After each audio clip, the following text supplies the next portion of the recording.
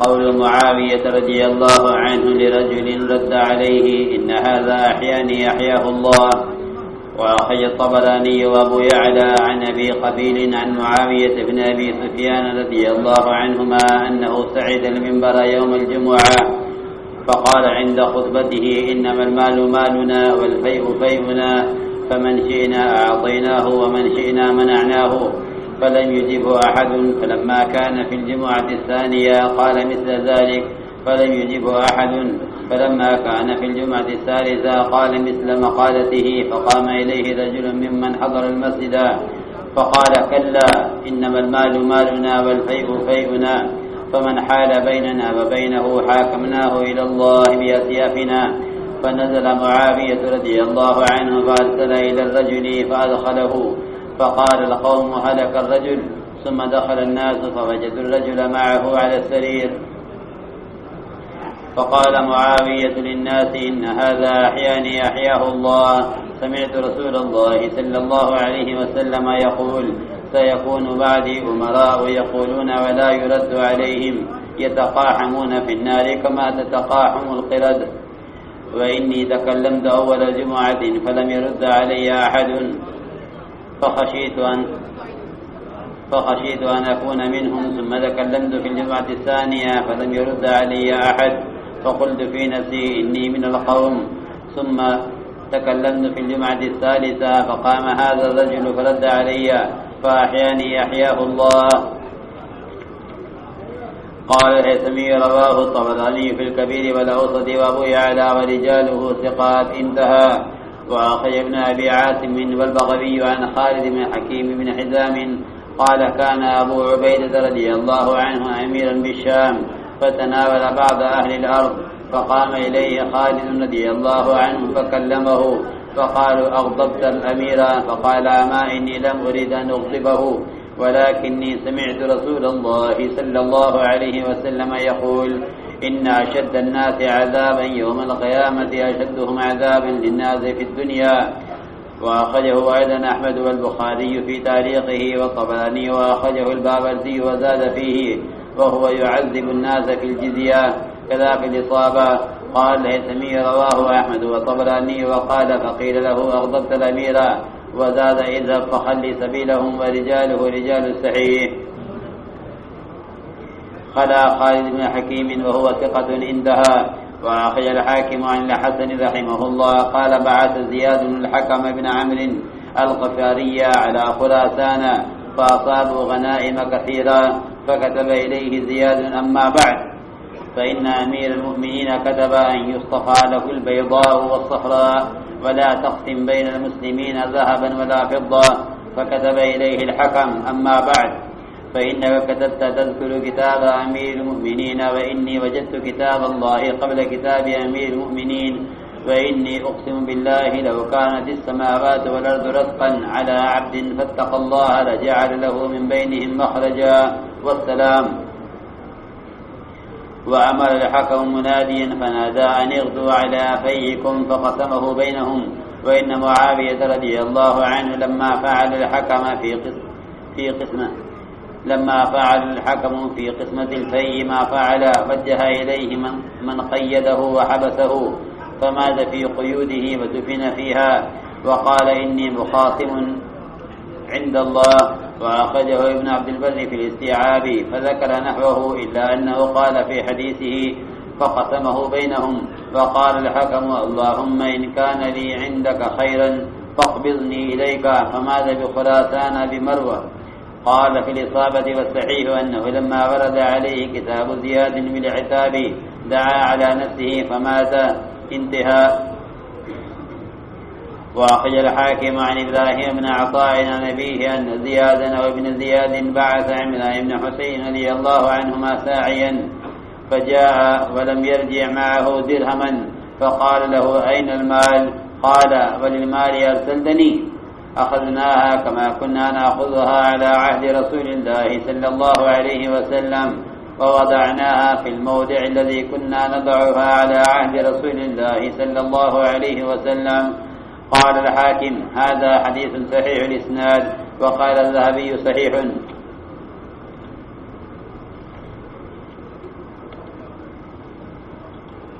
میرے محترم دوستوں، بزرگوں، عزیزوں، اس ذمہ دار میں کوئی خیر نہیں جس کو لوگوں کے ٹوکے جانے سے غصہ آتا ہو۔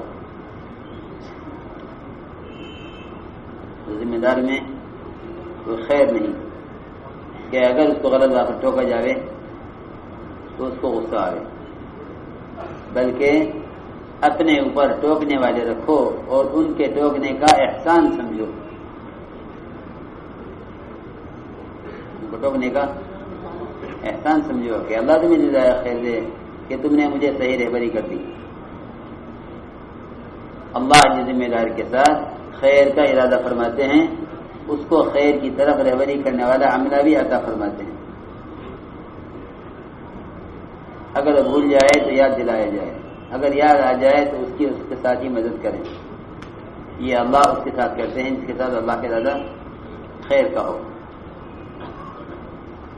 میرے محترم دوستو، اپنے اوپر ٹوکنے والے رکھو اور ان کا اپنے اوپر احسان سمجھو، کیونکہ ٹوکنے والا وہ ہمارا محافظ ہے۔ ٹوک کسے کہتے ہیں؟ کہ ٹوک کہتے ہیں لگام کو۔ جس آدمی کو ٹوکا نہ جا سکے وہ بے لگام ہے۔ بے لگام کون ہوتے ہیں؟ کہ بے لگام ہوتے ہیں جنگلی جانور۔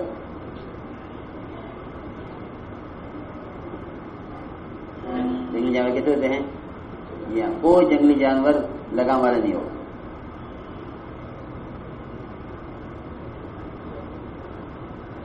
اور اسی طرح بہائم بھی بے لگام ہوتے ہیں۔ کون؟ پھاڑ کھانے والے جانور بے لگام ہوتے ہیں۔ جتنے دنیا کے حاکم اور بادشاہ ہیں انہوں نے ظلم اس لیے کیے کہ ان کو ٹوکا جانا ان کی شان کے خلاف ہوتا ہے۔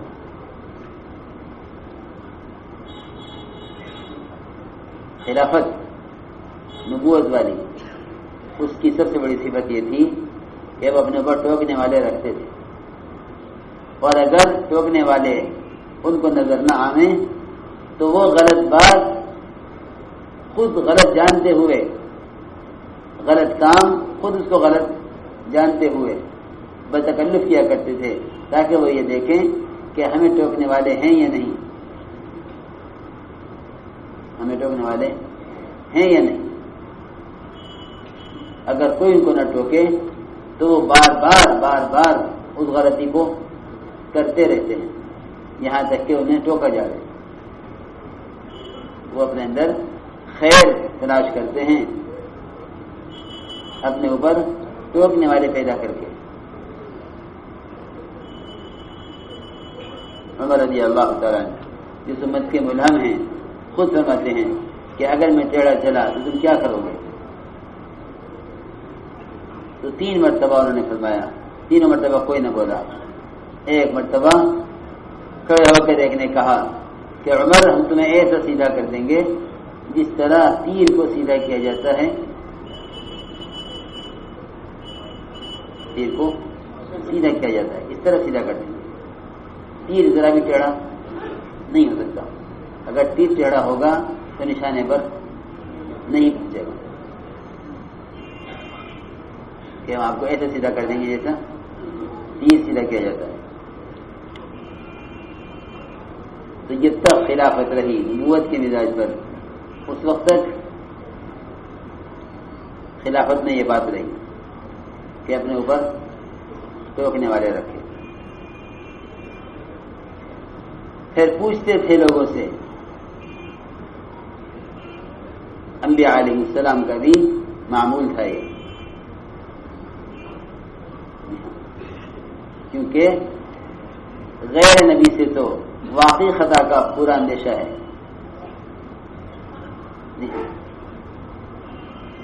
لیکن نبی تو اللہ کے حکم سے، وحی سے، اللہ کی طرف سے رہبری سے چل رہے ہیں۔ نبی بھی یہ کہتے تھے کہ میری غلطی پر مجھے ٹوکا جائے، داؤد علیہ السلام اپنا بھید بدل کر لوگوں میں پھرا کرتے تھے. بادشاہ تھے، خلیفہ تھے، نبی بھی تھے، نبوت بھی، خلافت بھی، بادشاہت بھی، اور بھید بدل کر رات کو پوچھتے لوگوں سے گلیوں میں پھرتے کہ بھئی یہ تمہارا بادشاہ ہے داؤد، یہ کیسا آدمی ہے. آواز بدل کر، بھید بدل کر پھرتے پوچھتے لوگوں سے.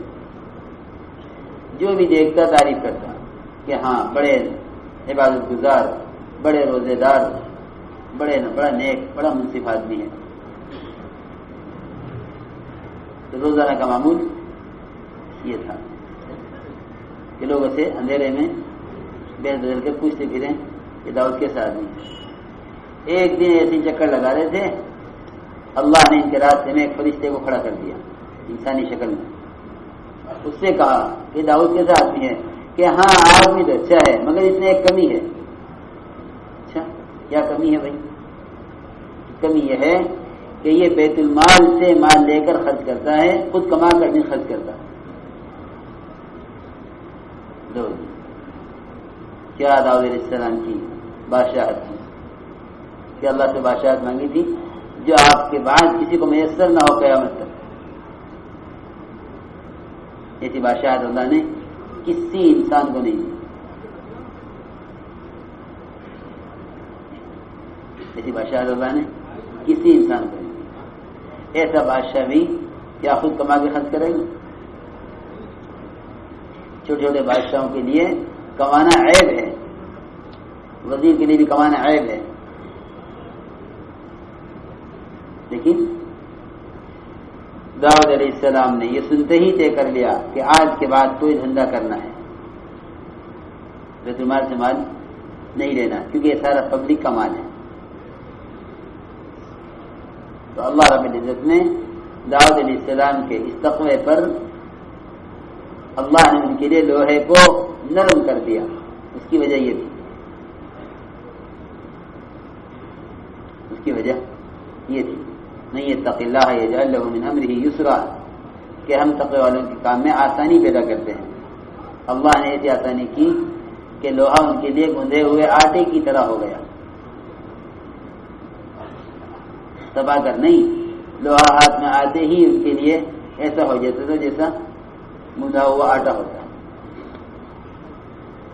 اور وہ اس کی ذرا آسانی سے بنا لیتے. روزانہ ایک ذرا تیار کرتے، 6000 درہم میں بیچتے، 4000 صفا کرتے، 2000 گھر کا خرچ چلاتے. یہ ہے بات کہ نبی بھی اپنے اوپر ٹوکنے والے رکھتے تھے، تلاش کرتے بھیس بدل کر. اگر اپنے بھیس میں ہوں گے تو لوگ پہچانیں گے. ایسے بن کے چلو پوچھنے کے لیے، اپنا حال پوچھنے کے لیے لوگوں سے کہ لوگ تمہیں نہ پہچانے، تو تمہارا صحیح حال بیان کریں گے. عمر رضی اللہ تعالیٰ عنہ سے جب اندھیرے میں ملاقات ہوئی تو ساتھی کہنے لگے ان سے کہ بھئی بتاؤ یہ تمہارا امیر کیسا ہے. تو خوب سنی عمر رضی اللہ عنہ نے اپنے متعلق، کیونکہ علقہ ابن علیہ وہ تو سمجھ نہیں سکے کہ میں سب خالی چل رہی ہے. عمر سمجھ گئے کہ علقہ مجھے خالی سمجھ کے بات کر رہے ہیں. تو عمر نے فرمایا ہاں اور بتاؤ عمر میں اور کیا کیا، عمر نے اور کیا کیا حرکتیں کی ہیں غلط، اور بتاؤ اور بتاؤ. کیا اخلاص ہوگا کہ عمر نے اور کیا کیا کیا ہے بتاؤ، اور کیا کیا ہے بتاؤ. چنانچہ عمر رضی اللہ تعالیٰ اپنی کمزوریاں پوچھتے چل رہے ہیں اپنی رعایا، اپنے معمول سے. ایسے لوگ ہوتے ہیں مخلص جو اپنے اوپر تنقید پسند کریں، جو اپنی تعریف پسند کریں، وہ ریاکار ہوتے ہیں. جو اپنی تعریف پسند کریں وہ ریاکار ہوتے ہیں. دیکھو معاویہ رضی اللہ تعالیٰ عنہ کا اپنے اندر خیر، میرے اندر خیر ہے یا نہیں، اپنے اندر خیر کو جانچنے کے لیے ایک غلط بات کا اعلان کرنا کہ دیکھو مجھے ٹوکنے والے ہیں یا نہیں. فرماتے ہیں معاویہ ابن ابی سفیان رضی اللہ تعالیٰ عنہ منبر پر چڑھے جمعہ کے دن، اور خطبے کے وقت انہوں نے یہ فرمایا کہ سارا مال غنیمت ہمارا ہے، جس کو چاہیں گے دیں گے، جس کو چاہیں گے نہیں دیں گے۔ سارے خطبے میں پورے مجمع میں اعلان کر دیا، لیکن کسی نے کوئی جواب، امیر کا حکم ہے کہ ہم کیا کریں، بات تو غلط ہے، لیکن کون جواب دے کہ کوئی کسی نے جواب نہ دیا۔ معاویہ رضی پریشان ہو گئے کہ میں نے اتنی غلط بات کہی، میری بات کا انکار کسی نے نہیں کیا۔ اگلے جمعہ میں پھر یہ صحیح کیا، پھر کسی نے جواب نہیں دیا۔ تیسرا جمعہ پھر اسی طرح کا۔ تیسرے جمعہ میں ایک آدمی مسجد والوں میں سے کھڑا ہوا، اس نے کہا ہرگز نہیں، آپ غلط کہتے ہیں، مال آپ کا مال نہیں ہے، مال ہمارا مال ہے، مال غنیمت ہمارا ہے۔ جو آدمی ہمارے اور ہمارے مال کے درمیان رکاوٹ بنے گا، ہم اس کا فیصلہ اللہ کی طرف لے جائیں گے اور اپنی تلواروں سے فیصلہ کریں گے۔ کیسے؟ تلواروں سے۔ یہ معاویہ غلط کہتے ہیں، مال ہمارا مال ہے، کہ جو ہمارے مال کے درمیان رکاوٹ بنے گا، حائل ہوگا، ہم اس کا فیصلہ لے جائیں گے اللہ کی طرف، اور کہیں گے یہ جھگڑا کریں گے، اللہ کے حکم کے، اللہ کے قرآن کے حکم کے مطابق فیصلہ ہوگا۔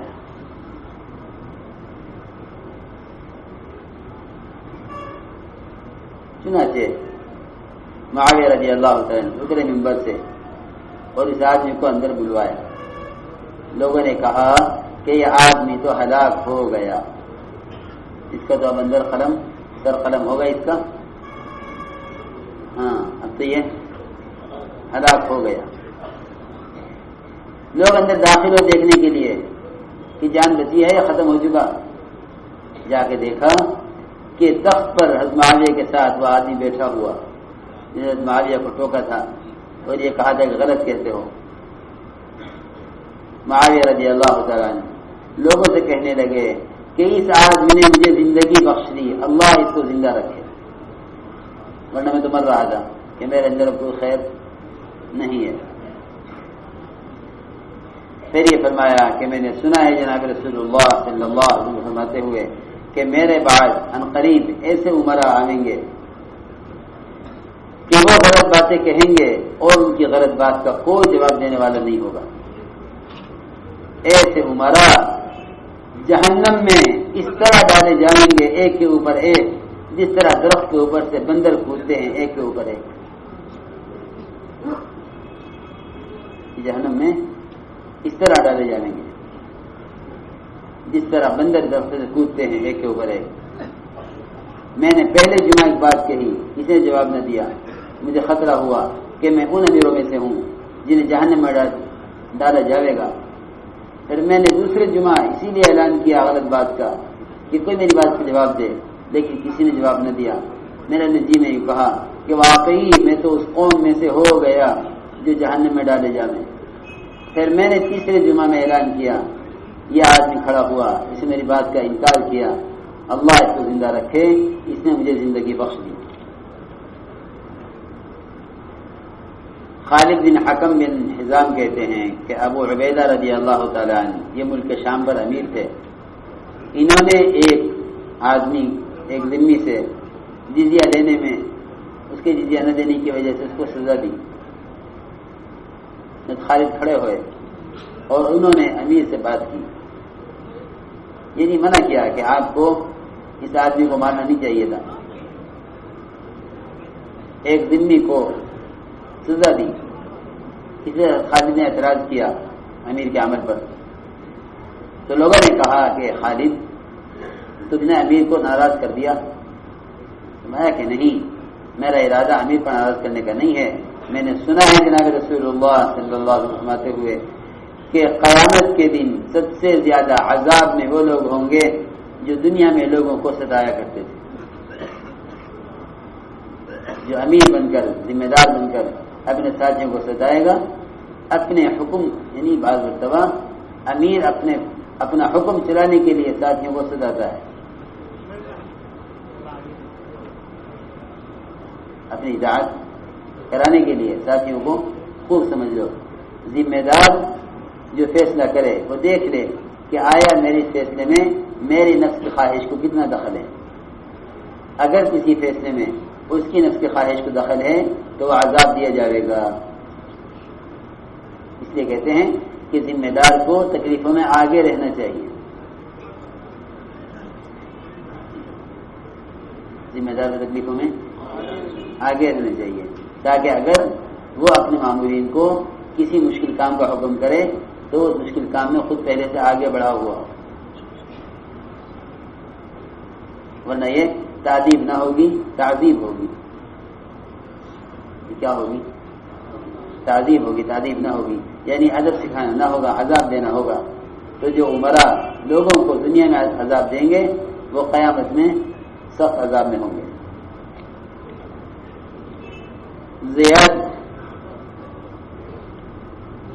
زیاد نے حکم بن عامر غفاری کو بھیجا خراسان مال غنیمت حاصل کرنے کے لیے، چنانچہ وہاں بہت مال غنیمت ملا، بہت مال غنیمت، سونا چاندی اس میں بہت تھا۔ تو زیاد نے خط لکھا حکم کو اور یہ لکھا کہ معاویہ رضی اللہ تعالیٰ کے پاس خط آیا ہے کہ جتنا سونا چاندی ہے وہ سارے مال غنیمت میں سے الگ کر دیا جائے معاویہ رضی اللہ تعالیٰ کے لیے، اور جتنا سونا ہے اور چاندی ہے یہ مسلمانوں میں تقسیم نہ کیا جائے۔ سونا چاندی سارا اس کو جاوے حضرت معاویہ رضی اللہ عنہ۔ یہ خط لکھا زیاد نے حکم کو، چنانچہ جب یہ خط آیا، زیاد کے بعد جب یہ خط آیا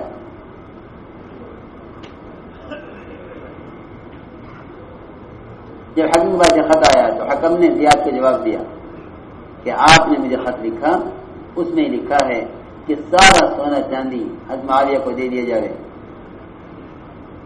دیکھیے آپ کا میرے پاس خط آنے سے پہلے میرے پاس اللہ کی کتاب موجود ہے، اللہ کا قرآن میرے پاس موجود ہے، میں اللہ کے حکم کے خلاف آپ کے خط کا پر عمل نہیں کروں گا۔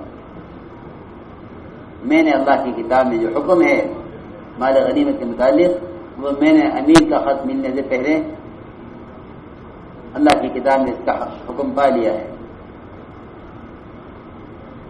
اور میں قسم کھا کر کہتا ہوں خدا کی، اگر ساتوں آسمان اور زمینیں کسی آدمی پر بند ہو جائیں، یعنی ساتوں آسمان زمین آگوں سے مل جائیں، ان کے درمیان کوئی آدمی بند ہو جائے اور وہ اللہ سے ڈرے تو اللہ رب العزت یہاں سے بھی اس کے نکلنے کا راستہ بنا دیں گے۔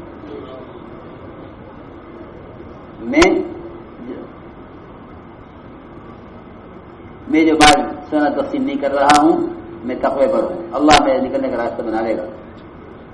چنانچہ یہ خط لکھا اور حکم دیا حکم نے اپنے اعلان کرنے والے کو کہ جاؤ سارے مسلمانوں اعلان کر دو کہ سب آ جاؤ مال غنیمت دینے کے لیے، سونا چاندی سارا تقسیم کر دیا۔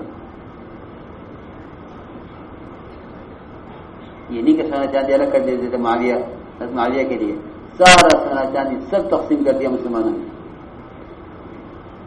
جب حکم نے ایسا کیا، مال غنیمت سارا تقسیم کر دیا، تو معاویہ رضی اللہ عنہ نے ان کو قید کرنے کے لیے آدمی بھیجا، چنانچہ ان کو قید کیا گیا اور یہ اپنے قید میں ہی ان کی وفات ہوئی اور خراسان میں ہی ان کی تدفین ہوئی۔ انہوں نے یہ فرمایا انتقال سے پہلے کہ میں اپنا جھگڑا اللہ کے سامنے رکھوں گا، میں اپنا جھگڑا اللہ کے سامنے رکھوں گا کہ اے اللہ میں نے تو تیرے قرآن کے مطابق مال تقسیم کیا ہے، معاویہ کیوں چاہتے تھے کہ سارا سونا چاندی مجھے مل جائے؟ ایک روایت میں ہے کہ نے دعا کی، حکم نے دعا کی، اے اللہ اگر تیرے یہاں میرے لیے خیر ہے، یعنی موت میں میرے لیے خیر ہے، تو مجھے ابھی وفات دے دے۔ چنانچہ وہیں خراسان میں ان کا انتقال ہو گیا۔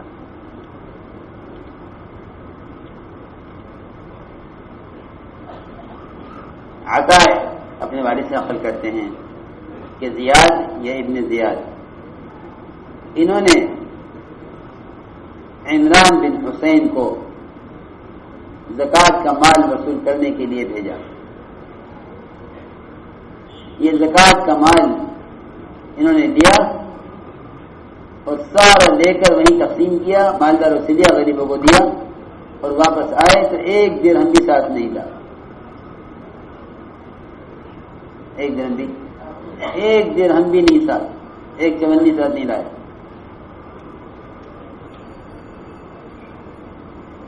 تو زیاد نے کہا کہ کہاں ہے وہ مال جو تمہیں لینے کے لیے بھیجا تھا؟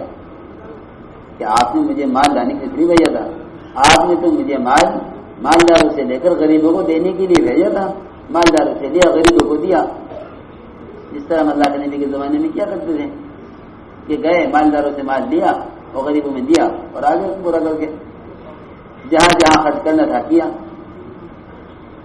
غریبوں پر۔ میں نے وہاں سے مال دیا جہاں سے ہم اللہ کے نبی کے زمانے میں لیتے تھے، وہاں خرچ کیا جہاں اللہ کے نبی کے زمانے میں خرچ کرتے تھے۔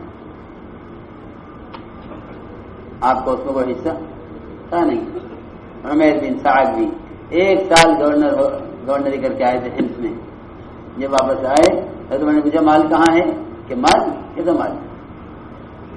بھائی میں نے تمہیں مال دینے کے لیے تو مال کہاں ہے؟ کہ عمر کیسا مال؟ نہ مال تمہارا تھا نہ میرا تھا، مالداروں سے لیا، غریبوں کو دیا۔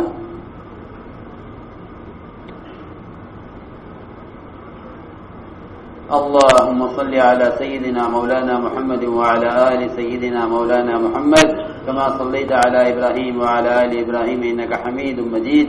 ربنا ظلمنا أنفسنا وإن لم تغفر لنا وترحمنا لنكونن من الخاسرين. اللهم إنا نستغفرك ونتوب إليك، اللهم إنا نستغفرك ونتوب إليك، اللهم إنا نستغفرك ونتوب إليك. فرائض بوجھل ہوں تو یہ ایمان کی علامت ہے کہ ہم فریضے کا استقبال کریں۔ کہ فریضے کا استقبال کیسے کریں؟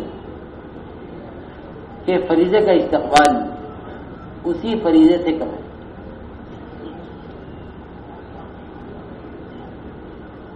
نماز کے استقبال نماز سے ہے، نماز کے استقبال نماز سے ہے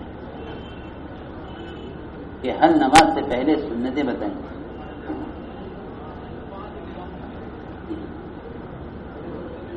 نماز سے پہلے سنتیں بتائیں، اور سب سے زیادہ تاکید وہ فجر کی 2 سنتوں کی اس لیے ہے کہ یہ سو کر اٹھا ہے غفلت سے۔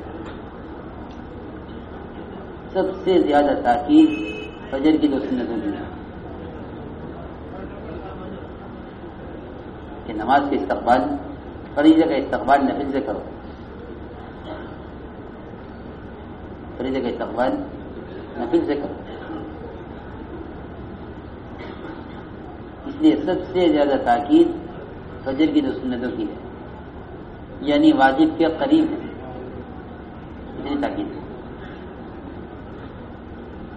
یہ آیا ہے روایتوں میں کہ فجر کی 2 سنتیں نہ چھوڑو، چاہے تمہیں اس کا خطرہ ہو کہ تمہیں اونٹ کچل ڈالیں گے، کہ اگر تمہیں اونٹ بھی کچل ڈالیں تو تم فجر کی 2 سنتیں نہ چھوڑو۔ تو فرائض سے پہلے نوافل، فرائض کے لیے تیار ہو جانے کے لیے ہیں کہ فریضے کے لیے تیار رہو، کہیں سے نوافل سے۔ حضور صلی اللہ علیہ وسلم رمضان کے علاوہ سب سے زیادہ روزوں کا اہتمام شعبان میں کرتے تھے۔ آپ سے پوچھا گیا کہ آپ کیوں شعبان میں روزے زیادہ رکھتے ہیں؟ آپ نے فرمایا کہ رمضان کی تعظیم، اس کی عظمت پیدا کرنے کے لیے اگر ہم نے فرائض کے استقبال نوافل سے نہ کیا تو فرائض ہم پر بوجھ ہو جائیں گے، فرائض بوجھ بنیں گے کہ لو بھائی اب تو رمضان کے روزے رکھنے پڑیں گے، اب تو رمضان کے روزے رکھنے پڑیں گے۔ اس کا مطلب یہ ہے کہ جس کے اندر اس فریضے کا اشتیاق کہ اگر لوگوں کو یہ معلوم ہو جائے کہ روزے پر کیا اجر ہے تو یہ چاہیں کہ رمضان کاش پورے سال کے لیے فرض کر دیا جاتا، رمضان کے مہینے پورے سال کے لیے فرض کر دیا جاتا اگر یہ معلوم ہو جائے کہ روزے پر کیا اجر ہے۔ اتنی رغبت پیدا کرو کہ آنے والے کے محبوب کی طرح اس کا انتظار ہو۔ تو میں کر رہا تھا کہ رمضان کے استقبال روزوں سے کرو، رمضان کے استقبال روزوں سے کرو۔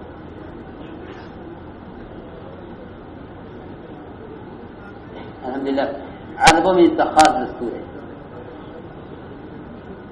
کہ وہ شعبان کے روزوں کا اہتمام زیادہ کرتے ہیں۔ آپ شعبان کے روزے رکھتے رہتے یہاں تک کہ رمضان داخل ہو جاتا۔ سب سے زیادہ روزے رضی اللہ علیہ وسلم شعبان میں رکھتے تھے، رمضان کے بعد سب سے زیادہ روزے شعبان، کہ سب سے زیادہ اہتمام رمضان کے بعد، یہ رمضان کے روزے فرض ہیں، اس کے بعد جو زیادہ اہتمام ہوتا تھا وہ شعبان کے روزوں کا، رمضان کے استقبال کے لیے۔ تو آپ صلی اللہ علیہ وسلم نے رمضان سے پہلے صحابہ کو متوجہ کیا کہ بڑا عظیم مبارک مہینہ آ رہا ہے، اس کا آگے بڑھ کر استقبال کرو، اس کا رمضان کا استقبال کرو۔ میں میرے دوستوں عزیزوں، اگر احتساب نکل گیا عمل میں سے اور صفت احسان عمل میں سے نکل گئی تو فرائض بھی رسم بن جائیں گے، فرائض بھی رسم بن جائیں گے۔ جی ہاں، فرائض بھی رسم بن جائیں گے۔ اور یہ کیا عرض کروں کہ فرائض کے اندر بھی سیاست داخل ہو جائے گی۔ سیاسی لیڈر جو ہیں وہ کریں گے روزہ کشائی، وہ کہیں گے دیکھو ہم بھی روزے کی عظمت رکھتے ہیں، مسلمانوں کو بلائیں گے کہ آؤ بھائی آج سب کی روزہ کشائی یہاں ہے، مسلمان دعا مانگیں گے، غیر مسلم بھی ہاتھ اٹھا لیں گے۔ میں کیا عرض کروں میرے محترم دوستوں، کسی افسوس کی بات ہے کہ مسلمان اپنے دین کے ساتھ کھیل رہا ہے۔ جب مسلمان دین کے ساتھ کھیلنے لگا تو غیر بھی اس کے دین کے ساتھ کھیلنے لگا۔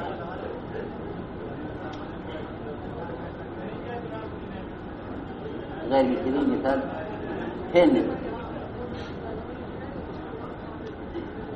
کہ اگر احتساب اور احسان یہ دو صفتیں، اس لیے کہ روزے کے ساتھ مغفرت کا جو وعدہ ہے وہ احتساب کی شرط کے ساتھ ہے۔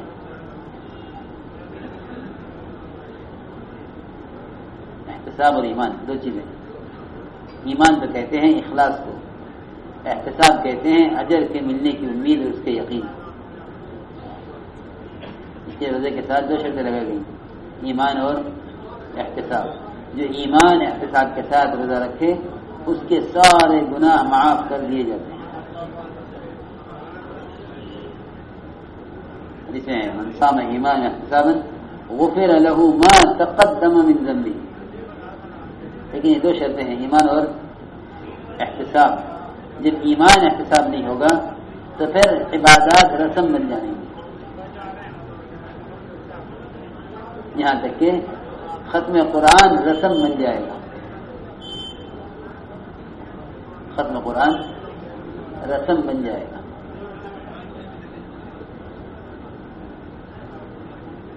کہ میں کیا کروں، کوئی عبادت ایسی باقی رہی نہیں جس میں غیروں نے مسلمان کو رسومات پر اور اسراف پر نہ ڈال دیا.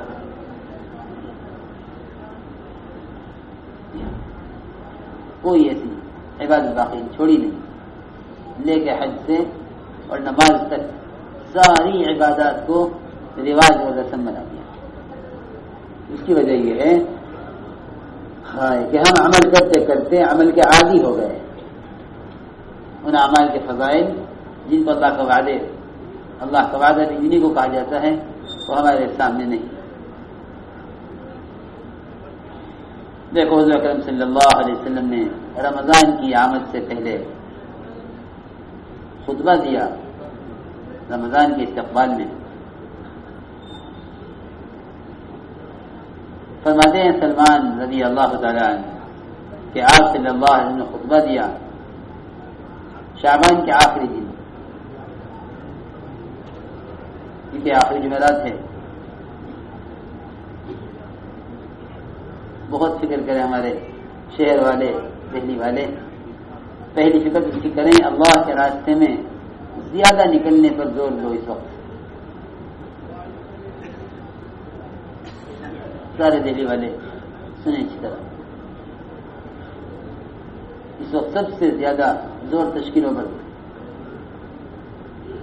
کیونکہ وہ شیاطین وہاں سے فرماتے تھے فرماتے تھے شیاطین عبادت سے اتنا نہیں روکیں گے جتنا دعوت سے روکیں گے. اس وقت سارے شیاطین سب کے سب قید میں ہیں. بہترین موقع ہے تشکیل کا. خوب تشکیلیں کرو. ہمیں رمضان کے مہینے میں اتنی اللہ کے راستے میں نکلنے کی ترغیب دینی ہے کہ لوگوں کے ذہنوں سے یہ نکل جاوے کہ رمضان تو اپنے گھر رہ کر عبادت کرنے کے لیے ہے، بلکہ یہ مزاج بن جاوے کہ رمضان اللہ کے راستے میں نکل کر عبادت کرنے کے لیے ہے. اتنی تشکیلیں کرو. تو آپ صلی اللہ علیہ وسلم نے خطبہ دیا شعبان کے آخری دن. تمہارے لوگوں ایک عظیم اور بڑی برکت والا مہینہ تم پر آ رہا ہے. یہ وہ مہینہ ہے کہ جس کی ایک رات 1000 مہینوں سے زیادہ افضل ہے. یہ وہ مہینہ ہے کہ اللہ رب العزت نے اس کے روزوں کو فرض قرار دیا اور رات کی عبادت کو نفل قرار دیا.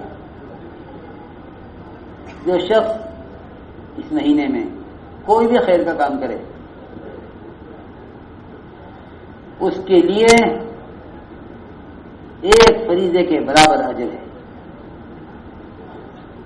کبھی بھی کوئی نفل فریضے کے برابر نہیں ہو سکتا، لیکن رمضان کا مہینہ نوافل کو فرائض کے برابر کر دیتا ہے، بے اعتبار اجر کے، بے اعتبار حکم کے نہیں.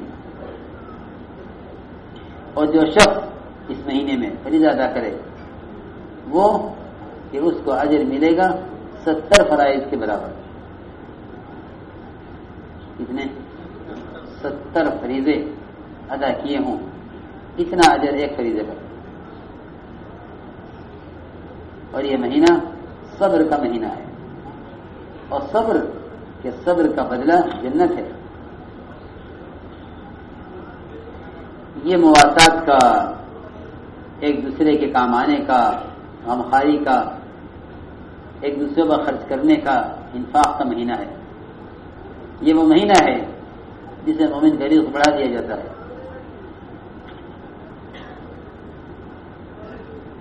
جس شخص نے کسی روزہ دار کو افطار کرایا، یہ افطار کرا دینا ایک دفعہ اس کے تمام گناہوں کی بخشش کا سبب ہے. اور اتنا ہی نہیں بلکہ جہنم سے آزادی کا، جہنم سے گردنوں کے آزاد ہونے کا سبب ہے، اور اس کو اتنا ہی اجر ملے گا جتنا اجر روزے دار کو ملا ہے، اور اس کے اجر میں کوئی کمی نہیں ہوگی۔ صحابہ نے کہا یا رسول اللہ، ہم میں سے ہر ایک کے پاس اتنی وسعت نہیں کہ وہ ایک روزے دار کو پیٹ بھر کے افطار کرا سکے۔ فرمایا کہ نہیں، پیٹ بھرا افطار کرانا ضروری نہیں ہے، اگر ایک کھجور سے یا ایک پانی کے یا لسی کے گھونٹ سے بھی کسی کو افطار کرا دیا تو اس کے لیے یہی اجر ہے۔ اس مہینے کا پہلا عشرہ رحمت، درمیانی عشرہ مغفرت، اور اس کا آخری عشرہ جہنم سے آزادی کا ہے۔ اور جو شخص اس مہینے میں اپنے ماتحتوں کے ساتھ، غلاموں کے ساتھ، ملازمین کے ساتھ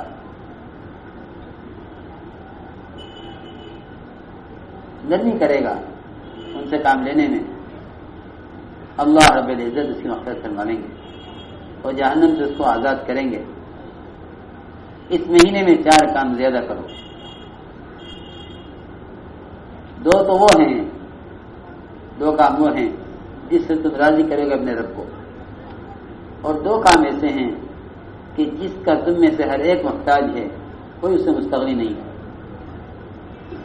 یہ 2 خصلتیں جو سے تم رب کو راضی کرو گے، وہ لا الہ الا اللہ کی کثرت اور استغفار کی کثرت، اور 2 خصلتیں جس کے تم محتاج ہو کہ اللہ سے جنت کا سوال اور جہنم سے پناہ۔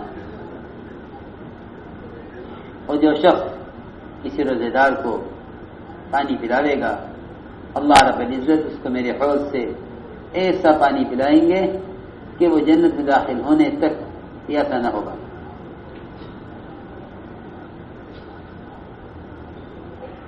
آپ نے فرمایا، مغرب کی نماز کے قریب خطبہ دیا، بیان فرمایا مختصر، فرمایا رمضان کا مہینہ قریب آ گیا، اس کا استقبال کرو اور غور سے سنو کہ تمام مسلمانوں کی پہلی رات میں مغفرت کر دی جاتی ہے، تمام اہل قبلہ کی۔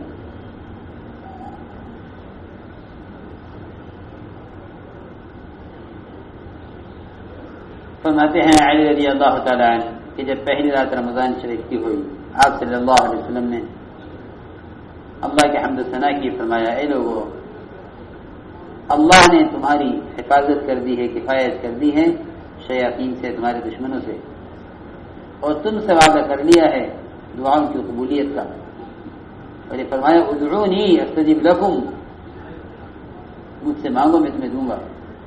دیکھو میرے دوستو، یہ ادعونی استجب لکم جو ہے نا، یہ اس امت کی خصوصیت ہے، ورنہ یہ بات پہلے انبیاء علیہ السلام کے لیے تھی کہ مجھ سے مانگو میں دوں گا۔ یہ درجہ کس کا تھا؟ نبیوں کا۔ آج سمجھ لیں کہ اللہ نے دعاؤں میں اس امت کو نبیوں والا درجہ دیا ہے، ورنہ یہ درجہ پہلے نبیوں کا تھا، ادعونی استجب لکم، تو مجھ سے مانگو۔ دیکھو جتنی پچھلی قومیں ہیں وہ سب اللہ سے کچھ کہنا چاہتی تھی تو نبی سے کہتی تھی، نبی اللہ سے کہتے تھے۔ جب انبیاء علیہ السلام کا سلسلہ منقطع ہوا تو اللہ نے دعاؤں میں یہ درجہ آپ صلی اللہ علیہ وسلم کی امت کو عطا فرما دیا کہ اب یہ امت اللہ سے خود مانگے، اللہ براہ راست دیں گے، کہ اللہ نے فرما دیا ہے تم سے ادعونی استجب لکم، کہ مجھ سے مانگو میں دوں گا، دعائیں تمہاری قبول کروں گا۔ ہمارا غور سے سنو، اللہ نے ہر سرکش شیطان پر 7 فرشتے مسلط کر دیے ہیں، حالانکہ 1 فرشتہ بھی کافی ہے، لیکن 7 فرشتے اللہ نے مسلط کیے ہیں ایک شیطان پر، اور یہ ان کے ہاتھ سے چھوٹنے والا نہیں ہے یہاں تک کہ رمضان کا مہینہ پورا ہو۔ غور سے سنو، آسمان کے تمام دروازے رمضان کی پہلی رات سے لے کے آخری رات تک کھلے ہوئے ہیں، اور دعائیں اس مہینے میں سب کی سب مقبول ہیں. جناب رسول اللہ صلی اللہ علیہ وسلم آتا رمضان کے آنے پر اپنی کمر کس لیتے، کمر بستہ ہو جاتے، یعنی آپ تیار ہو جاتے عبادت کے لیے. یہ شد المزر کا مطلب یہ ہے کہ آپ عورتوں سے الگ ہو جاتے ہیں، آپ عورتوں سے الگ ہو جاتے ہیں. یہ کہتے ہیں کہ جب آدمی کسی کام کے لیے تیار ہوتا ہے، ایک بڑا کام پیش آتا ہے تو کہتے ہیں میاں لنگوٹ کس لو. کیا لنگوٹ کس لو، دیکھو اب یہ فلاں کام کرنا ہے. شد المزر کا مطلب یہ ہے کہ لنگوٹ کس لو، یعنی فلاں کام کے لیے تیار ہو جاؤ، کمر بستہ ہو جاؤ. آپ صلی اللہ علیہ وسلم اعتکاف فرماتے رمضان میں، وہ تمام رات عبادت کرتے.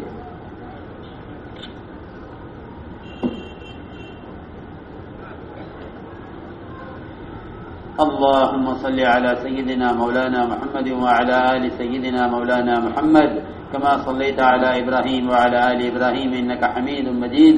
ربنا ظلمنا أنفسنا وإن لم تغفر لنا وترحمنا لنكونن من الخاسرين.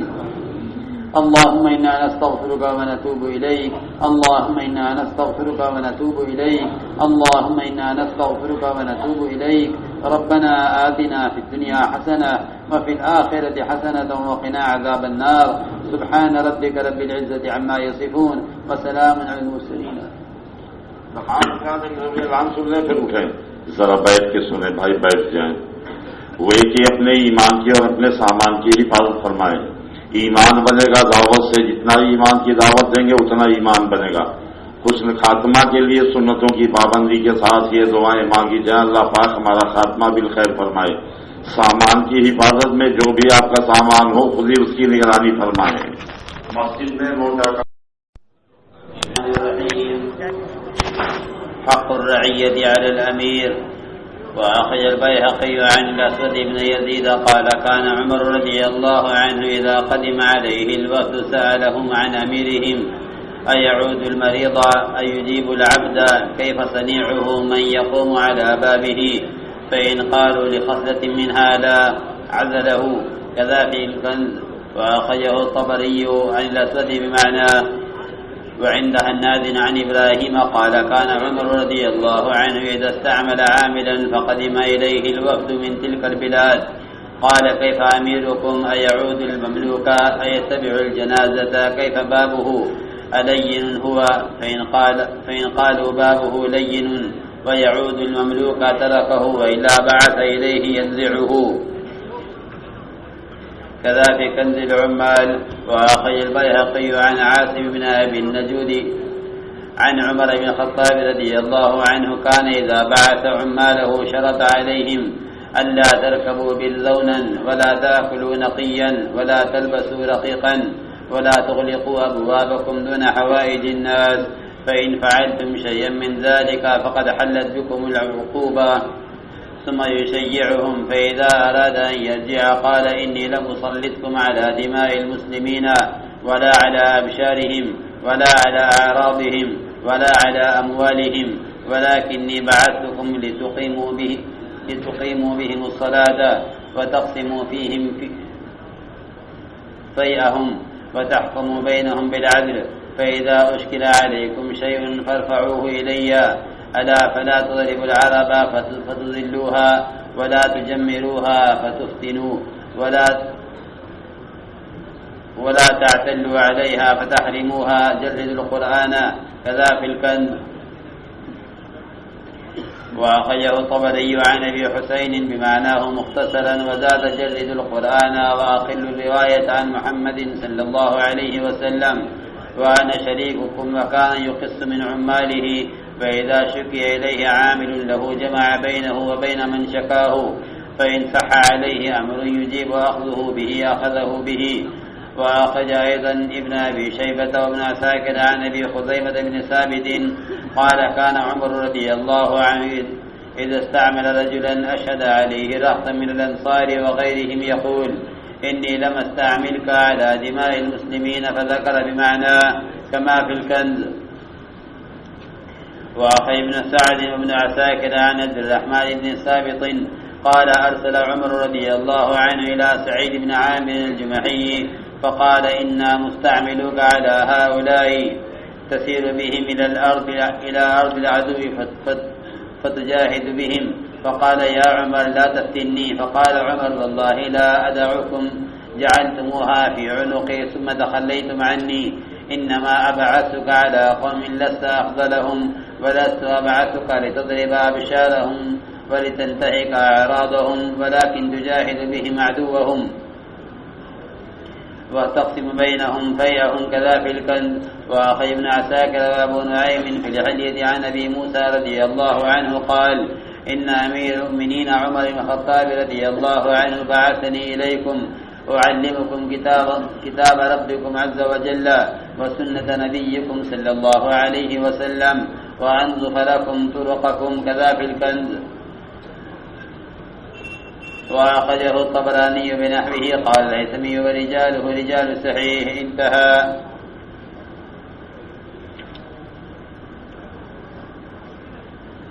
میرے محترم دوستوں بزرگوں عزیزوں، ذمہ دار بننا، امیر بننا تو بڑی آسان اور بڑی اچھی بات ہے. لوگوں کو امارت بہت محبوب ہے، اس لیے کہ شہرت کی اور عزت کی چیز بن گئی. شہرت اور عزت امیر بننے میں، جس کو امارت کی ذمہ داریوں کا اور امیر کی خصلتوں کا اور امیر کی شرائط کا علم ہو اور اللہ کے یہاں جواب دہی کا خوف ہو، وہ کبھی اس ذمہ داری کو قبول نہیں کرے گا. جس کو امیر کی شرائط کا، امیر کی خصلتوں کا اور اللہ کے یہاں اپنی عمارت کی جواب دہی کا فکر ہوگا، وہ کبھی عمارت کو قبول نہیں کرے گا. عمارت کی ذمہ داری اس میں ہو سکتی ہے اور اس کی استعداد جو قوم کا خادم بن کر رہے، کیونکہ امیر پر رعایا کے حقوق ہیں. یہ بات نہیں کہ وہ اپنی عمارت کی قوت سے لوگوں پر ظلم کرے، بلکہ اپنی عمارت کی قوت سے مظلوم کو اس کا حق دے، ظالم سے لے کر.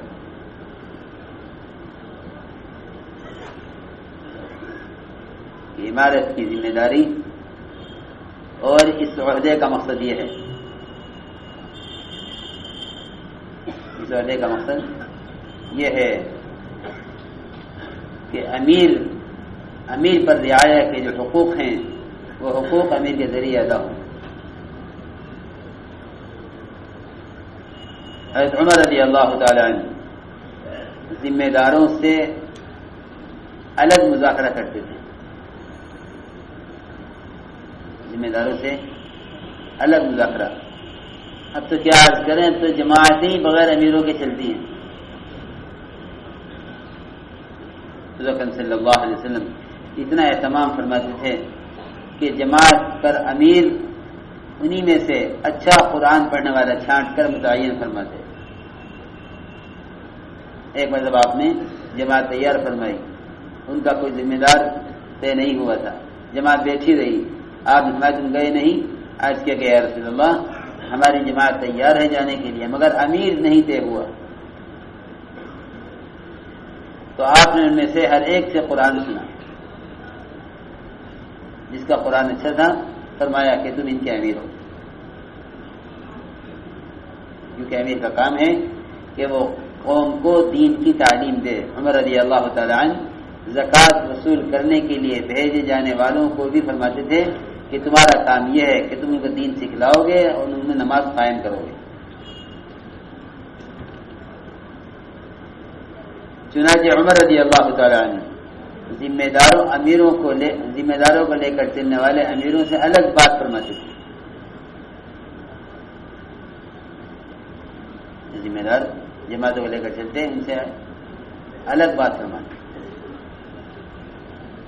اور یہ فرماتے تھے عمر رضی اللہ تعالی عنہ کہ جب تک میں یہ نہ دیکھ لوں کہ جس طرح کہا گیا اس کے مطابق کام ہوا یا نہیں، اس وقت تک میں مطمئن نہیں ہوں گا، میرا کام پورا نہیں ہوگا۔ چنانچہ ایک مرتبہ عمر رضی اللہ تعالیٰ عنہ نے جماعت اپنے ساتھی سے فرمایا کہ اگر میں تمہاری جماعت بنا دوں اور تم پر سب سے بہتر ایسے آدمی کو امیر بنا دوں جو میرے علم میں سب سے بہتر آدمی ہو، اور اس کو امیر کو میں الگ لے کر اس کو ہدایات بھی دے دوں، تو کیا میرا کام پورا ہو گیا؟ ساتھین عرض کیا المین، آپ کا کام پورا ہو گیا۔ فرمایا عمر رضی اللہ تعالیٰ عنہ نے کہ میرا کام اس وقت تک پورا نہیں ہوگا جب تک میں یہ نہ دیکھ لوں کہ جس طرح کہا گیا تھا اس کے مطابق کام ہوا یا نہیں۔ تو عمر رضی اللہ تعالیٰ عنہ اتنا اہتمام فرماتے تھے امیروں کو ان کی ذمہ داری بتانے کا، اور جب کوئی جماعت آتی تو آپ جماعت سے امیر کا حال پوچھتے، جماعت سے امیر کا حال پوچھتے۔ یہاں تو اب امیر سے جماعت کا حال پوچھا جاتا ہے، اسے وہاں جماعت سے امیر کا حال پوچھتے تھے کہ بتاؤ تمہارے امیر صاحب کیسے ہیں۔ فرماتے ہیں عمر رضی اللہ تعالیٰ عنہ کا معمول یہ تھا کہ جب کوئی وقت آتا، کوئی جماعت آتی، تو ان سے ان کے امیر کے بارے میں پوچھتے اور یہ فرماتے کیا تمہارا امیر بیماروں کی عیادت کرتا ہے؟ ایسا تو نہیں کہ عمارت نے اس کے اندر بڑائی پیدا کر دی ہوگی۔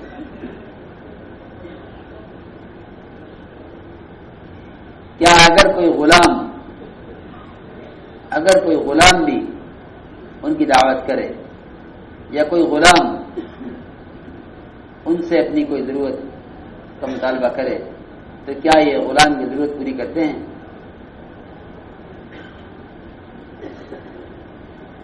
اور یہ بتلاؤ کہ تمہارے امیر کا معاملہ، تمہارے امیر کے دربان کا معاملہ لوگوں کے ساتھ کیسا ہے؟ کہ اگر کوئی دروازے پر آوے تو اس کے ساتھ کیا معاملہ کرتے ہیں؟ اگر دروازے پر کوئی آوے اپنی ضرورت کے لیے تو اس کے ساتھ کیا معاملہ کرتے ہیں؟ اگر ان تمام خصلتوں میں سے کسی چیز کے بارے میں لوگ یہ کہتے ہیں کہ امیر کے اندر یہ بات نہیں ہے، تو عمر رضی اللہ تعالیٰ عنہ اس امیر کو عمارت سے ہٹا دیا کرتے تھے، یہ ابھی بننے کے قابل نہیں ہے۔ فرماتے ہیں کہ عمر رضی اللہ تعالیٰ عنہ جب کسی کو کسی علاقے کا ذمہ دار بناتے اور وہاں سے کوئی جماعت آتی تو پوچھتے کہ تمہارا امیر کا کیا حال ہے، کیا وہ غلاموں کی عیادت کرتے ہیں، کیا وہ جنازے کے پیچھے چلتے ہیں، ان کا دروازہ کیسا ہے، کیا ان کے دروازے پر سختی ہے اندر داخل ہونے میں یا نرمی ہے؟ اگر لوگ کہتے ہیں کہ ان کا دروازہ نرم ہے اور وہ بیمار غلام کی بھی عیادت کرتے ہیں تو ایسے امیر کو تو عمارت پر باقی رکھتے، ورنہ آدمی بھیج کر اس کو بلاتے اور اس امیر کو عمارت سے ہٹا دیتے۔ ابو النجود کہتے ہیں کہ عمر رضی اللہ تعالیٰ عنہ جب اپنے ذمہ داروں کو بھیجتے تو ان پر شرطیں لگاتے کہ تم ترکی گھوڑے پر سوار نہیں ہوگے، یعنی قیمتی گھوڑے پر سوار نہیں ہوگے، اور تم باریک چھنے ہوئے من وجه آخر عن ابن عمر رضی اللہ عنہما اتم منه وأخرج ابن أبي شيبة في مصنفه بسند صحيح عن قيس بن أبي حازم عن مدرك بن عوف الأحمسي قال بينما أنا عند عمر رضي الله عنه إذ أتاه الرسول النعمان بن المقرن فسأله عمر عن الناس فذكر من نصيب من المسلمين وقال قتل فلان وفلان وآخرون لا نعرفهم فقال عمر رضي الله عنه لكن الله يعرفهم قالوا ورجل اشترى نفسه يعنون عوف بن أبي حية الأحمسية أبا شبيل قال مدرك بن عوف يا أمير المؤمنين والله قال يزعم الناس أنه ألقى بيده إلى التهلكة. فقال عمر كذب أولئك ولكنه اشترى الآخرة بالدنيا. قال وكان أصيب وهو صائم فاحتمل وبه ربق فأبى أن يشرب حتى مات كذاك الإصابة. وقد تقدم حديث محمد بن حنفية في تحمل شدة العطش. قال رأيت أبا عن الأنصاري رضي الله عنه وكان بدريا عقبيا أحديا وهو صائم يتلوى من العطش وهو يقول لغلامه ويحك ترسني، فترسه الغلام حتى نزع بسهم نزعا ضعيفا. فذكر حديث وفيه فقتل قبل غروب الشمس. أخرجه الطبراني والحاكم.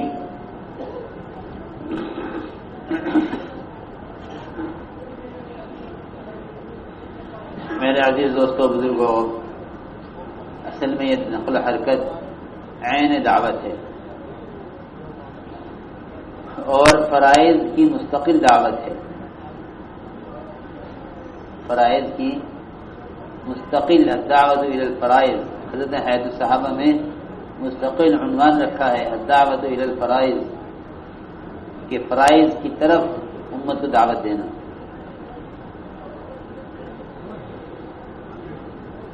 تو یہ فرائض کی دعوت فرائض کے ساتھ ہے. ہر فریضے کو دعوت کی نقل و حرکت سے زندہ کرنا ہے.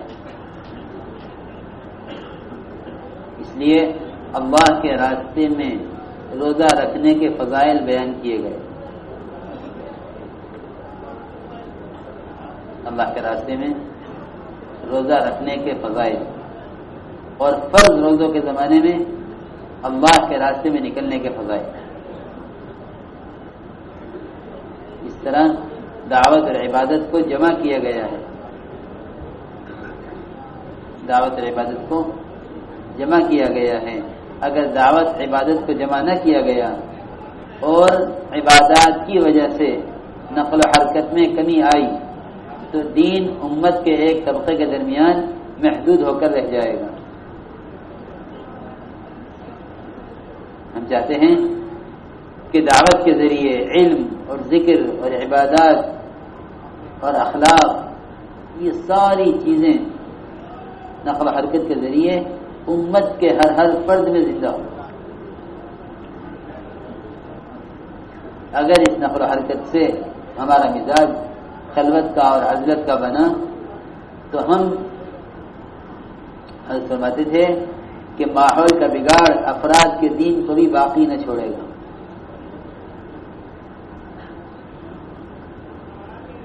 کہ نقل و حرکت سے اپنے ماحول کو پاکیزہ بنائے رکھو، کیونکہ ماحول کی پاکیزگی تذکیر کے تسلسل میں ہے.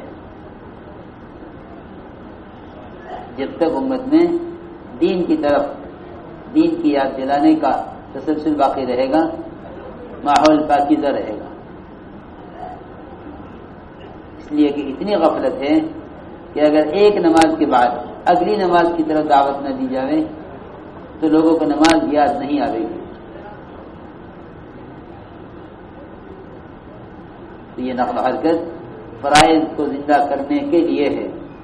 اس لیے اللہ کے راستے میں نکل کر روزہ رکھنے کے فضائل اور رمضان کے مہینے میں اللہ کے راستے میں نکلنے کے فضائل،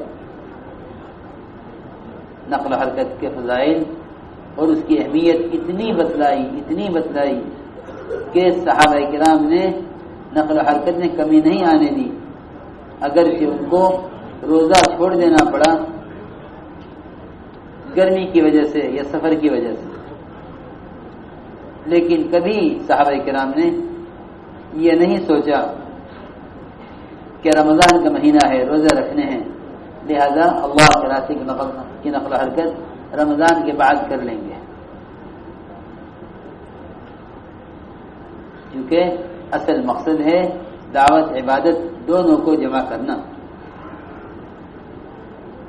دونوں کو جمع کرنا اصل جہد یہ ہے. یہ نہیں کہ ہم دین کو زندہ کرنے کی محنت کریں اور دین کی وجہ سے بیٹھ جائیں. دیکھو یاد رکھو ہمیشہ کبھی بھی صحابہ کرام کی نقل و حرکت میں عبادات رکاوٹ نہیں بنی. اگر ان کی نقل و حرکت میں عبادات مانع ہوتی تو دین ہم تک نہ پہنچ سکتا. دین ہم تک نہ پہنچ سکتا. کبھی بھی صحابہ کی نقل و حرکت میں عبادات مانع نہیں ہوئی. کیوں؟ اس لیے کہ نقل و حرکت ہے ہی فرائض زندہ کرنے کے لیے. تو جو نقل و حرکت فرائض کو زندہ کرنے کے لیے ہے، فریضہ اس نقل و حرکت میں رکاوٹ کیسے بن سکتا ہے؟ یہ سوچو. جو نقل و حرکت فرائض کو زندہ کرنے کے لیے ہے، فریضہ اس نقل و حرکت میں رکاوٹ کیسے بن سکتا ہے؟ کیونکہ مقصد تو آدمی کو حرکت میں لاتا ہے. مقصد تو آدمی کو حرکت میں لاتا ہے کہ مقصد تو دعوت سے فرائض کو زندہ رکھنا ہے. تو اگر فرائض مانے نقل و حرکت کے لیے کیسے ہو سکتے ہیں؟ اس لیے بھائی دوستو، عزیزو، بھائی میرے محترم دوستو، اس نقل و حرکت میں ہر وقت صحابہ کو سامنے رکھ کر چلو. اس کی کام کو شدید ضرورت ہے، ورنہ ہماری نقل و حرکت ایک پروگرام بن جائے گا جس کو ہم اپنی موسم اور تجارت اور اپنی فرصت اور ملازمت ان ساری چیزوں کو سامنے رکھ کر اس نقل و حرکت کو کریں گے. ہم یہ نہیں سوچیں گے کہ صحابہ کرام کن کن حالات میں نکلے ہیں. وہاں کوئی اجتماع، کوئی جوڑ، کوئی خروج تاریخ طے ہو کر نہیں ہوتا تھا، بلکہ جس وقت کا جو تقاضا ہوا اسے پورا کیا، چاہے وہ رمضان کا مہینہ ہوا، چاہے وہ حج کا مہینہ ہوا.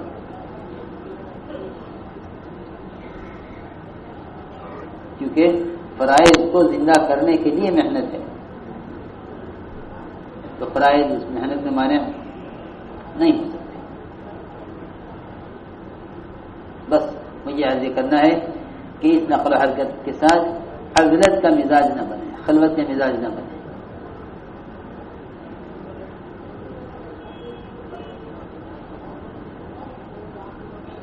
ورنہ بھائی دوستو،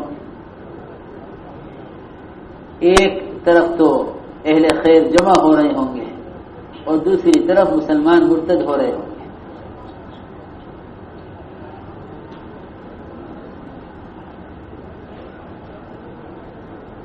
ایک تو اہل خیر جمع ہو رہے ہوں گے اور ایک طرف مسلمان مرتد ہو رہے ہوں گے. ان سب جمع ہونے کے والوں کے ذہن میں اپنی ذاتی ترقی مقصود ہوگی. بس یہ ذاتی ترقی یہ ان کے کونے سنبھالنے کا سبب بنے گی. بہترین موقع ہے رمضان کا مہینہ اللہ کے راستے میں نکلنے کا، بہترین موقع ہے. جس طرح تاجر مواقع تلاش کرتے ہیں نا اپنی چیز کو پیش کرنے کے، یہ بہترین موقع ہے اللہ کے راہ میں نکلنے کا. کہ فرائض کو 70 گنا بڑھا دیا گیا اور نوافل کا درجہ فرائض کا کر دیا گیا. لو جی، ایسا تو ہو ہی نہیں سکتا. ہمیں اندازہ نہیں ہے کہ ہمارے گشتوں پر فرائض سے بڑھ کر اجر ملے گا. فرائض سے بڑھ کر اجر ملے گا. جو عمل ہم اللہ کے راستے میں کریں گے، رمضان اس عمل کی تاثیر کو اور اجر کو اور زیادہ بڑھا دے گا. اور اتنا ہی نہیں بلکہ اس مہینے میں نکل کر جو عمل کیا جائے گا اس کا اثر 11 مہینوں پر پڑے گا. جو شخص پورے سال اللہ کی اطاعت کے ساتھ گزارنا چاہتا ہو وہ اس مہینے میں اللہ کے راستے میں نکل کر ان اعمال کو زیادہ کرے. تو اللہ کے راستے میں روزہ رکھنا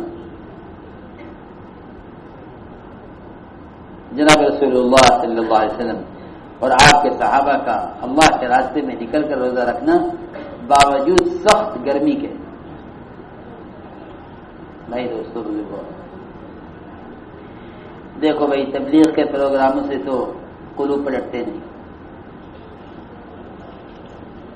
بیان، تقریر، یہ تو ایک بطور رہبری اور ہدایات کے ہے. تو اللہ رب العزت کو اس راستے میں پھرنے والوں کی پیاس پر ترس آئے گا. اس پر اللہ رب العزت جن کو یہ دعوت دیں گے ان کے قلوب کو ہی پلٹیں گے اور خود ان کو ہدایت دوسروں سے پہلے عطا فرمائیں گے. تو اللہ کو جو پیار آئے گا نا اور رحمت جوش میں آئے گی وہ تو ان کی پیاس پر آئے گی، بیان پر نہیں.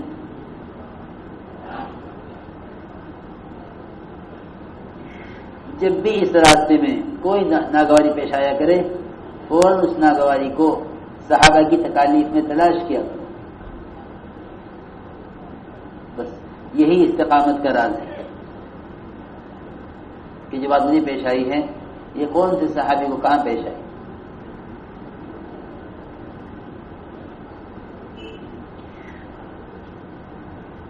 ام دردہ فرماتی ہیں کہ ابو دردہ رضی اللہ تعالیٰ نے فرمایا کہ میں نے اپنا وہ زمانہ دیکھا ہے کہ ہم آپ صلی اللہ علیہ وسلم کے ساتھ سفر میں سخت گرمی میں، اتنی شدید گرمی تھی کہ ایک آدمی گرمی سے بچاؤ کے لیے اپنے سر پر ہاتھ رکھے ہوئے تھا کہ اس کے پاس سایہ کرنے کو کوئی چیز نہیں تھی.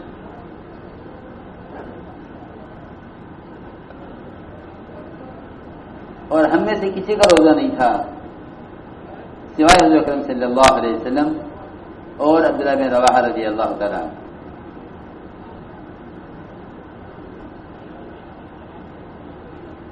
فرماتے ہیں ابو دردہ رضی اللہ تعالیٰ عنہ کہ ہم آپ کے ساتھ نکلے رمضان کے مہینے میں اللہ کے راستے میں، اور گرمی بڑی شدید تھی، سخت گرمی کے زمانے میں.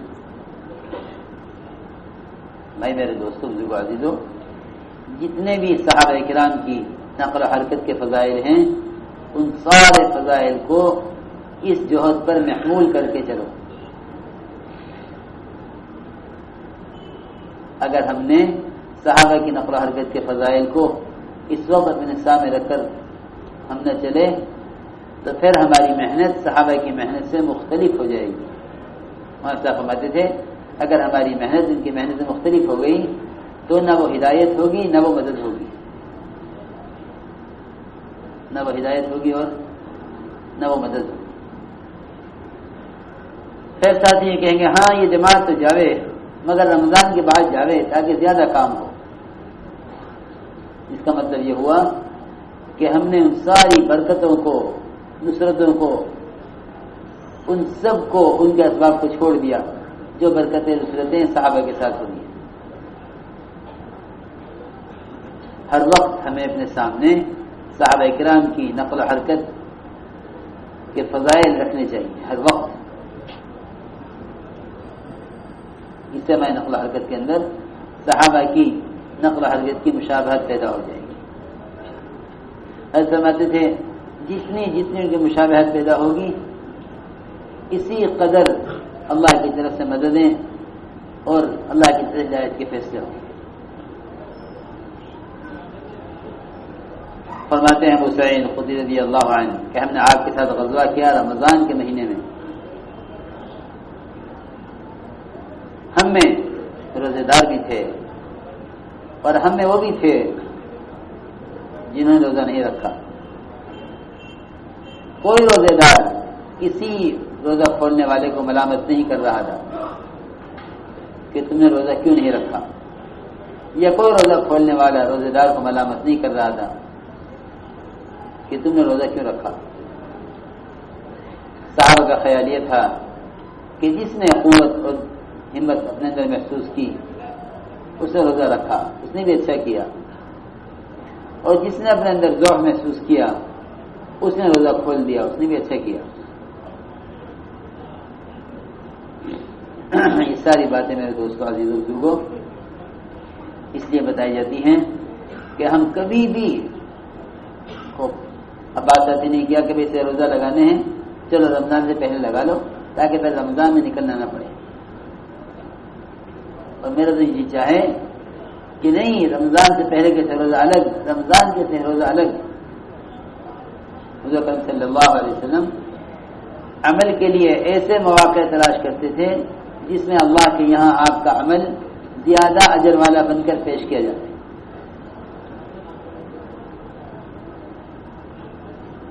وہی رمضان سے پہلے کیسے روزہ، اب اگلے سے روزہ کب لگیں کہ نہیں، کوشش کرو رمضان نہیں 2 سے روزہ لگ جاؤں۔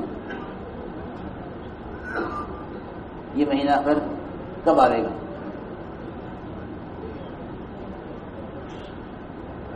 ساتھی پوچھتے ہیں ہم اپنی سے روزہ کا کیا کریں رمضان میں؟ تراویح پڑھنی ہے۔ ہائے ہائے، ہم تراویح کو زندہ کرنے کے لیے سے روزہ میں نکال رہے ہیں۔ اللہ کے راستے میں تراویح پڑھے گا، مقام کی تراویح سے کہیں زیادہ اجر ملے گا، کوئی مقابلہ ہی نہیں ہے اس کا، اس سے کوئی مقابلہ ہی نہیں ہے۔ تو الیاس صاحب فرماتے تھے جو ذکر تم گھر میں یا خانقاہ میں بیٹھ کے کرو گے اس سے زیادہ مؤثر اور اجر دلواوے گا اللہ کے راستے میں نکل کر ذکر کرنا۔ جو ذکر تم نے گھر میں بیٹھ کے یا خانقاہ میں بیٹھ کے کرو گے اس سے زیادہ اجر ملے گا اللہ کے راستے میں نکل کر ذکر کرنا۔ میرے بالکل سمجھ نہیں آتا کہ رمضان کو بیٹھنے کا مہینہ کیوں سمجھ لیا۔ مجھے تو یہ دل چاہے کہ ہم سب کے سب نکلنے کے لیے رمضان کے ایسے منتظر ہوں جیسے کوئی کسی محبوب چیز کا منتظر ہو، جیسے سارے تاجر منتظر ہوتے ہیں نا کہ سیزن آ رہا، سیزن آ رہا۔ گرم کپڑے والے سردی کا منتظر اور ٹھنڈے کپڑے والے گرمی کا منتظر۔ میرا دل چاہے کام کرنے والے ایسے منتظر ہوں رمضان آنے کے کہ کب رمضان آئے، کب نکلیں۔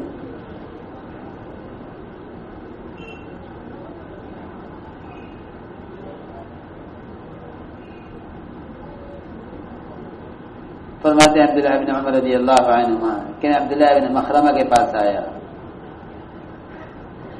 یوم یمامہ میں، وہ زمین پر پڑے ہوئے تھے، میں ان کے پاس آ کر کھڑا ہوا۔ انہوں نے کہا اے عبداللہ بن عمر کیا روزے داروں نے افطار کر لیا؟ میں نے کہا جی ہاں افطار کر لیا ہے۔ فرمایا لا، اس ڈھال کے اندر پانی بھر رہا حوض میں سے تاکہ میں بھی افطار کر لوں۔ سناتے کہتے ہیں کہ میں حوض پر گیا، حوض پانی سے بھرا ہوا تھا، میں نے ان کی ڈھال کے اندر پانی حوض میں سے لیا اور پانی لے کر ان کے پاس آیا تو وہ افطار کرنے سے پہلے ہی وفات پا چکے تھے۔ افطار کرنے سے پہلے ہی وفات پا چکے تھے۔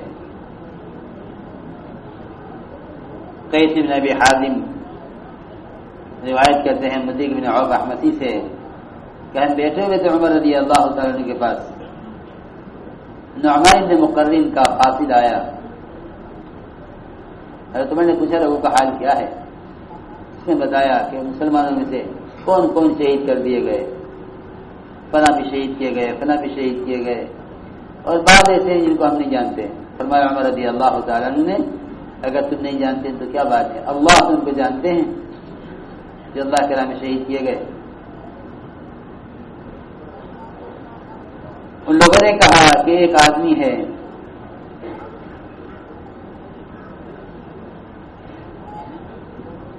عوف بن ابی حیہ احمسی، تو مدیق بن عوف نے کہا مومنین خدا کی قسم میرے ماموں عوف بن ابی حیہ احمسی، ان کے بارے میں لوگوں کا خیال یہ ہے کہ انہوں نے تو اللہ کے راستے میں نکل کر روزہ رکھ کر اپنے آپ کو ہلاکت میں ڈال لیا. حضرت نے فرمایا کہ نہیں، جھوٹ کہتے ہیں وہ، غلط کہتے ہیں لوگ. اور ابن ابی حیا احمدی، یہ تو وہ شخص ہے جس نے آخرت کو خرید.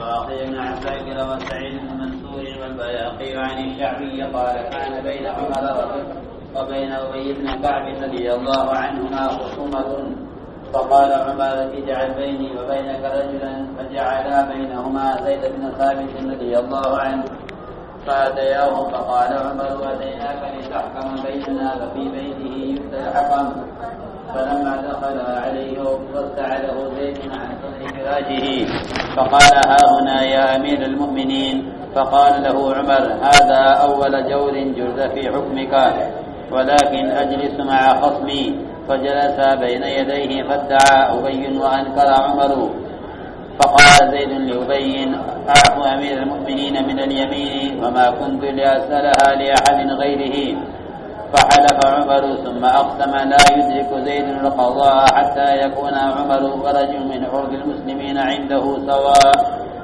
وعند ابن عساكر عن الشعبي قال تنازع في جزاز نخل أبي بن كعب وعمر بن الخطاب رضي الله عنهما فبكى أبي ثم قال أفي سلطانك يا عمر فقال عمر اجعل بيني وبينك رجلا من المسلمين قال أبي زيد قال رضا فانطلقا حتى دخل على زيد فذكر حديث كما في كنز العمال. وأخرج عبد الرزاق عن زيد بن أسلم قال كان للعباس بن عبد المطلب رضي الله عنه دار إلى جنب مسجد المدينة فقال له عمر رضي الله عنه بعنيها فأراد عمر أن يزيدها في المسجد فأبى العباس أن يبيعها إياه فقال عمر فهبها لي فأبى فقال وسعها أنت في المسجد فأبى فقال عمر لا بد لك من إحداهن فأبى عليه فقال خذ بيني وبينك رجلا فأخذ أبي بن كعب رضي الله عنه فاختصما إليه فقال أبي لعمر ما أرى أن تخرجه من داره حتى ترضيه فقال له عمر أرأيت قضاءك هذا في كتاب الله وجدته أم سنة من رسول الله صلى الله عليه وسلم فقال أبي بل سنة من رسول الله صلى الله عليه وسلم فقال عمر وما ذاك فقال إني سمعت رسول الله صلى الله عليه وسلم يقول إن سليمان بن داود عليهما الصلاة والسلام لما بنى بيت المقدس جعل كلما بنى حائطا أصبح منهدما فأوحى الله إليه أن لا تبني في حق رجل حتى ترضيه فتركه عمر فوسعه العباس رضي الله عنهما بعد ذلك في المسجد. وأخرج عبد الرزاق أيضا عن سعيد بن المسيب قال أراد عمر رضي الله عنه أن يأخذ دار العباس بن عبد المطلب رضي الله عنه فيزيدها في المسجد فأبى العباس أن يعطيها إياه فقال عمر لآخذنها قال فاجعل بيني وبينك أبي بن كعب رضي الله عنه قال نعم فأتيا أبيا فذكر له فقال أبي أوحى الله إلى سليمان بن داود عليهما الصلاة والسلام أن يبني بيت المقدس وكانت أرضا لرجل فاشترى منه الأرض فلما أعطاه الثمن قال الذي أعطيتني خير من الذي أخذت مني قال فللذي أخذت منك قال فإني لا أجيز ثم اشتراها منه بشيء أكثر من ذلك فصنع رجل مثل ذلك مرتين أو ثلاثا فاشترط عليه سليمان عليه الصلاة والسلام إني أبتاعها منك على حكمك فلا تسألني أيهما خير قال فاشتراها منه بحكمه فاحتكم 12,000 قنطار ذهبا فتعاظم ذلك سليمان عليه السلام أن يعطيه فأوحى الله عز وجل إليه إن كنت تعطيه من شيء هو لك فأنت أعلم وإن كنت تعطيه من رزقنا فأعطيه حتى يرضى ففعل قال وأنا أرى أن عباس رضي الله عنه أحق بداره حتى يرضى قال العباس فإذا قضيت لي فإني أجعلها صدقة للمسلمين كذا في كنز العمال. وأخرجه ابن سعد وابن عساكر عن سالم بن أبي النضر مطولا جدا وسنده صحيح إلا أن سالما لم يدرك عمر.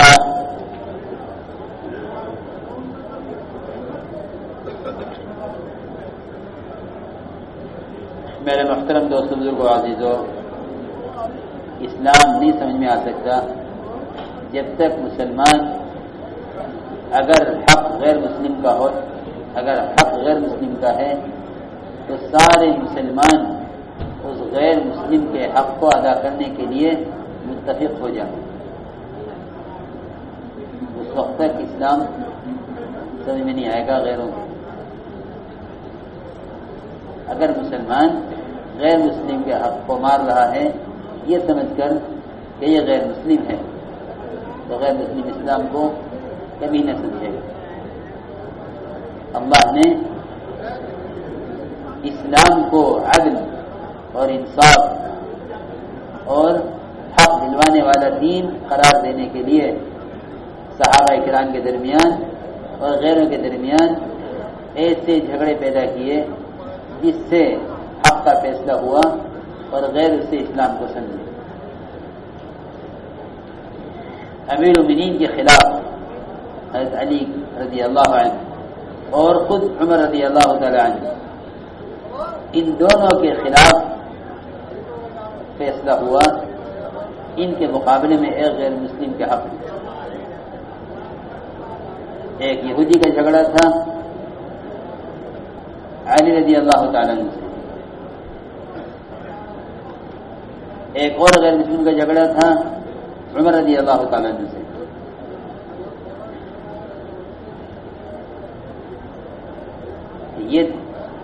انہوں نے یہ دیکھا کہ حق کا فیصلہ ہوا ہے سارے مسلمانوں کے امیر کے خلاف. غیروں نے یہ جان لیا کہ مسلمانوں کو ہم سے کوئی نفرت اور کوئی عداوت نہیں ہے. اگر عداوت ہوتی تو یہ ہم سے تو یہ ہمارے حق میں فیصلہ نہ کرتے. دنیا میں جب عدل قائم ہوگا، جب ہر ذی حق کا حق ادا کیا جائے تو حق قائم ہوگا عدل سے. حق قائم ہوگا عدل سے. اگر عدل نہیں ہے تو اسلام سمجھ میں نہیں آئے گا.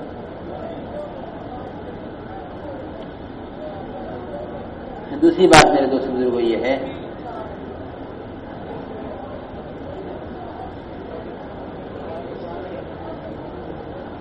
کہ فیصلہ یہ دیکھ کر نہیں ہوتا کہ یہ مسلمان ہے یا غیر مسلم ہے.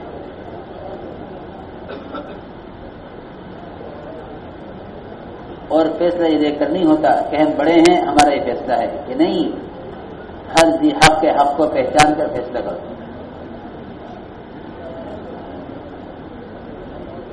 ذی حق کے حق کو پہچانو. یہ نہیں کہ اپنی قوت سے فیصلہ کرو، کہ فیصلہ قوت سے نہیں ہوتا، فیصلہ عدل سے ہوتا ہے. فیصلہ کس سے ہوتا ہے؟ کہ فیصلہ عدل سے ہوتا ہے، قوت سے نہیں ہوتا. اس لیے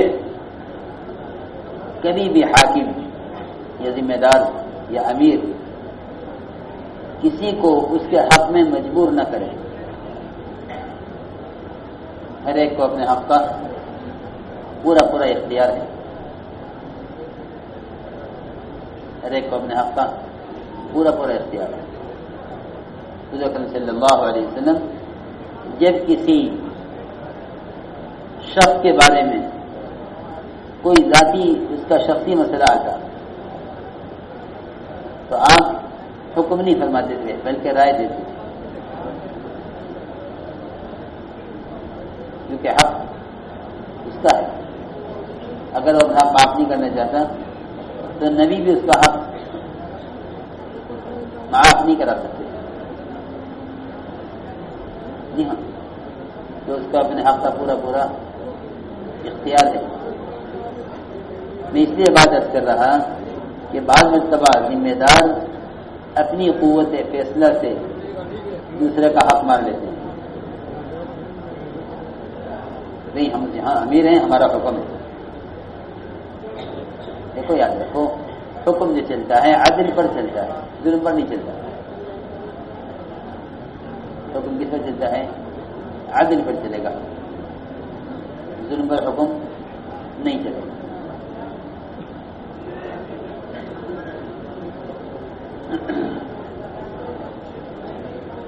ایک آدمی ایک سے بکری خرید رہا تھا. وہ یہ کہہ رہا تھا کہ بکری کی قیمت کچھ کم کر دیں. بیچنے والا کہہ رہا تھا کہ میں کم نہیں کروں گا. حضور اکرم صلی اللہ علیہ وسلم کا وہاں سے گزر ہوا تو خریدنے والے نے آواز دے کے کہا کہ یا رسول اللہ اس سے کہیے کہ یہ بکری کی قیمت کم کر دے, بکری کی قیمت کم کر دے. تو آپ صلی اللہ علیہ وسلم نے دونوں ہاتھ اٹھا دیے آسمان کی طرف, فرمایا کہ نہیں, میں اللہ سے کل ظالم ہو کر ملنا نہیں چاہتا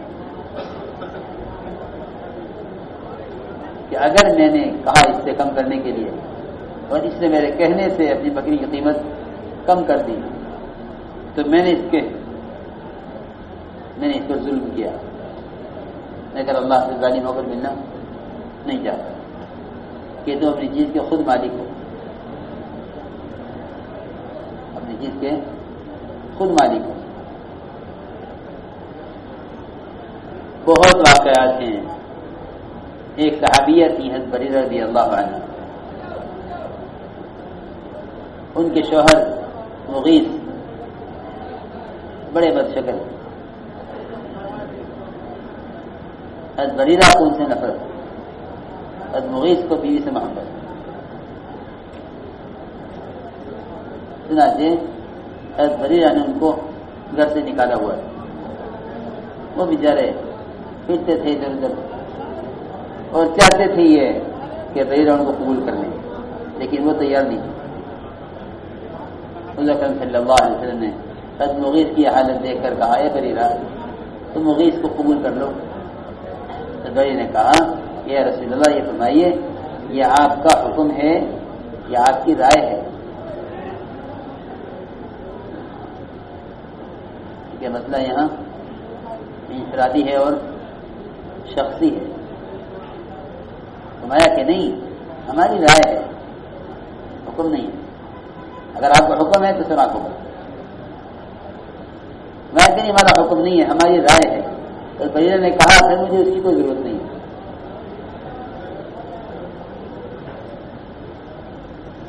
بریرہ نے کہا مجھے اس کی کوئی ضرورت نہیں. میں یاد کر رہا تھا کہ فیصلے جو چلتے ہیں وہ چلتے ہیں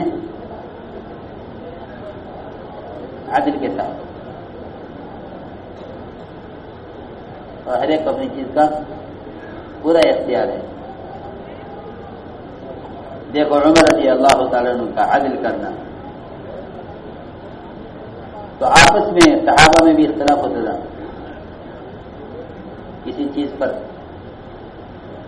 وہ کہ میری ہے وہ کہ میری ہے, کہ چلو جھگڑا لے کے چلو کسی سازش کے بعد. تو جھگڑا ہوا عمر رضی اللہ عنہ اور سید القراء ابی بن کعب رضی اللہ عنہ, ان دونوں کے درمیان.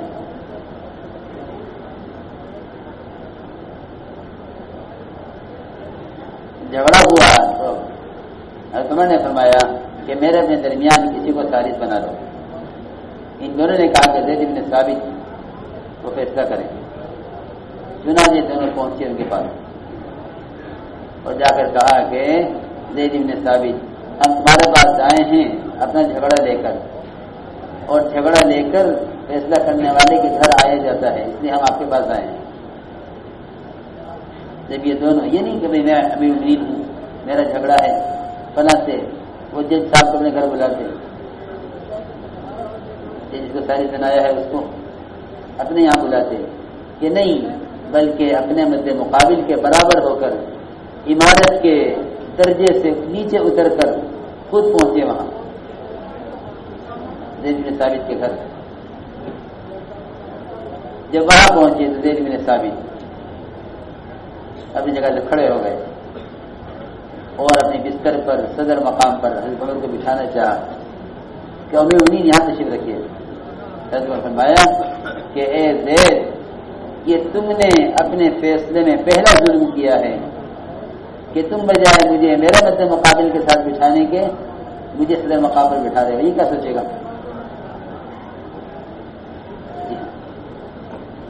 یہ نہیں فیصلہ کس کے حق میں ہو رہا ہے کس کے نہیں، کہ تم نے اپنے فیصلے میں پہلا ظلم یہ کیا کہ تم نے مجھے میرے مد مقابل سے اونچا درجہ دیا. یہ تم نے پہلا ظلم کیا. فرمایا عمر رضی اللہ عنہ کہ نہیں، میں آپ کی بستر پر نہیں بیٹھوں گا، میں تو بیٹھوں گا اپنے مقابل کے ساتھ جس سے میرا جھگڑا ہے. سنا کہ دونوں بیٹھے زید بن ثابت کے سامنے. تو وہی ابن کعب رضی اللہ عنہ نے دعویٰ کیا، حضرت میں انکار کیا. تو زید نے کہا ابی ابن کعب سے کہ تم امیر المؤمنین کو قسم کھلوانے سے معاف کر دو. حضرت میں کسی میں قسم کھانا ہے.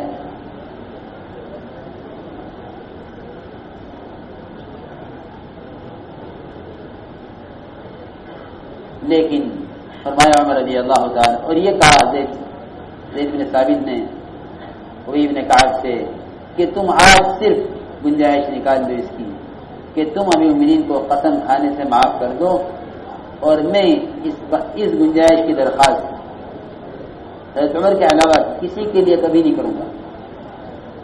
امیر المؤمنین ہیں، تم ان کا قسم کھلواؤ گے، یہ مناسب نہیں ہے. عمر کے لیے درخواست کی ابی ابن کعب سے کہ تم انہیں قسم کھانے سے معاف کر دو.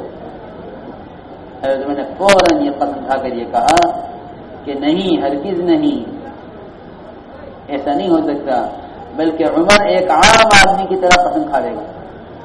پھر قسم کھائی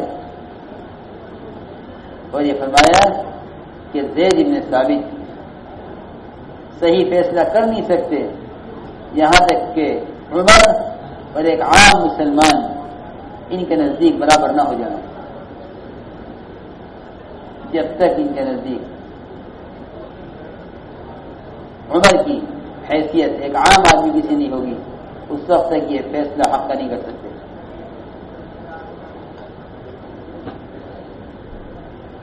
ہر شخص اپنی چیز کا مالک ہے. یہ نہیں کہ ظلم کے فیصلوں سے کسی کا حق مارا جائے. زید بن اسلم کہتے ہیں کہ عباس بن عبد المطلب کا گھر تھا مدینہ منورہ کے مسجد کے برابر میں، مسجد نبوی کے برابر میں. حضرت عمر نے چاہا کہ مسجد کی توسیع کریں. حضرت عباس سے کہا کہ یہ جگہ مجھے بھیج دو، اپنا گھر، تاکہ مسجد کی توسیع ہو جائے.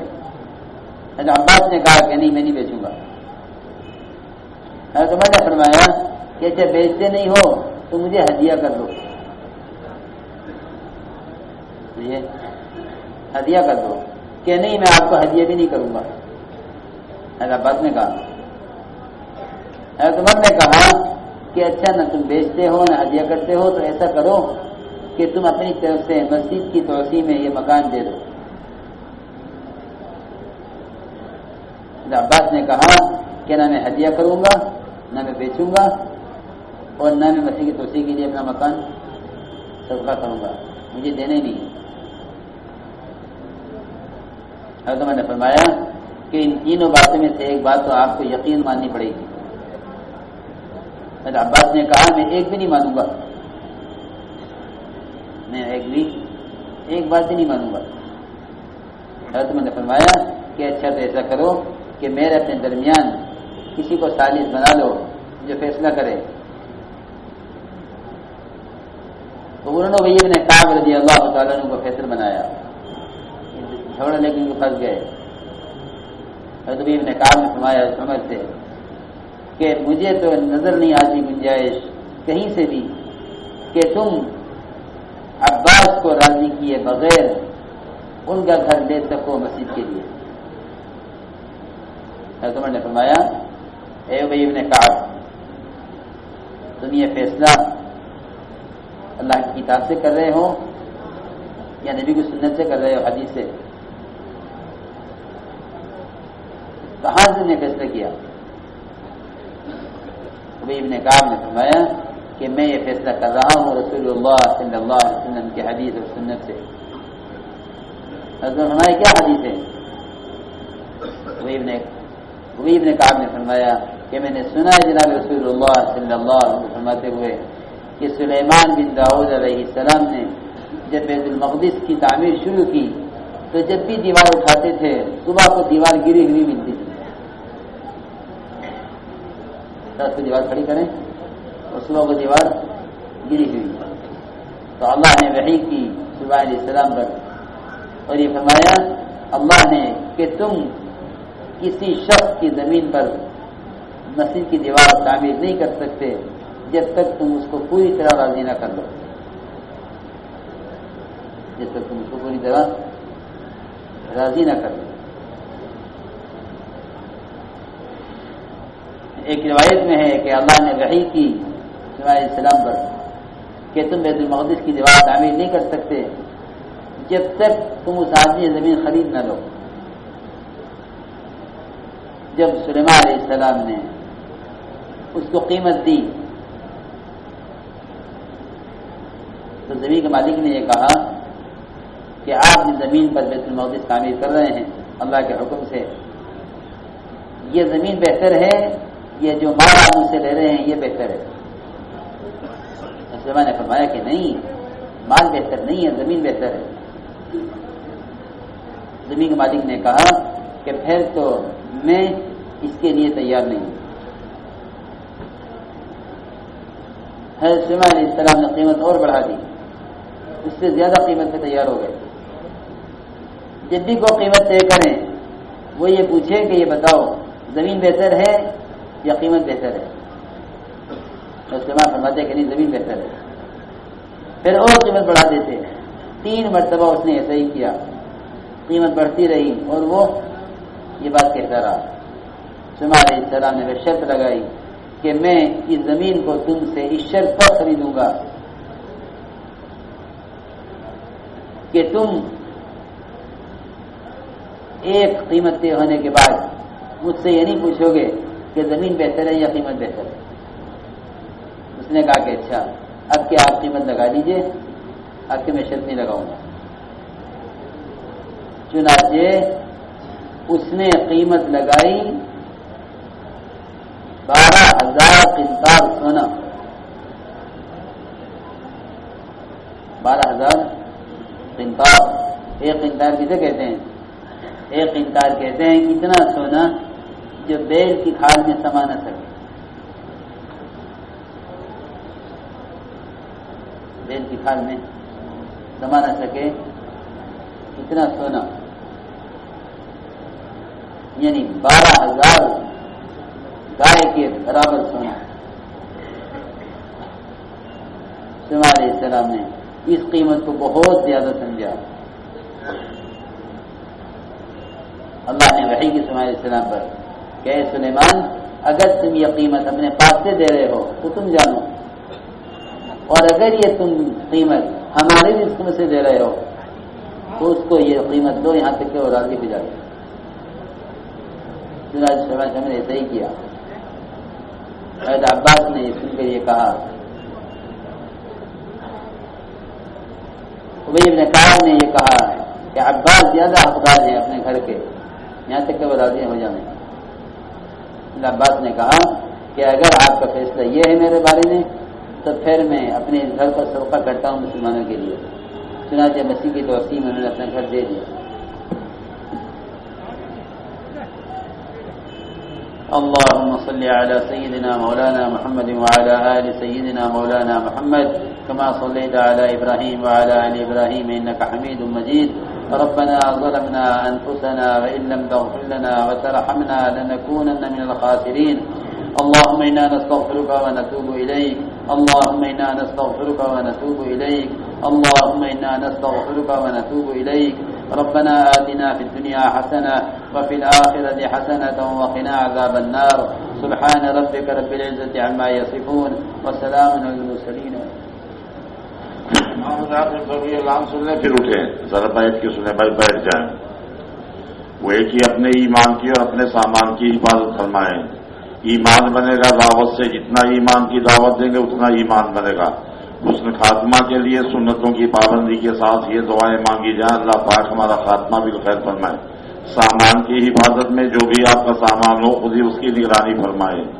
مسجد میں موٹا کپڑا بچھائے بغیر نہ سوئیں. فجر کی نماز سے پہلے اپنے معمولات سے، اپنے ضروریات سے بھی فارغ ہو لیں. اب باتیں نہ کریں، سنت کے مطابق آرام فرمائیں. اللہ تعالیٰ ہم سب کو تہجد کی توفیق عطا فرمائے. صبح شادی انشاءاللہ 4:38 پر ہوگی.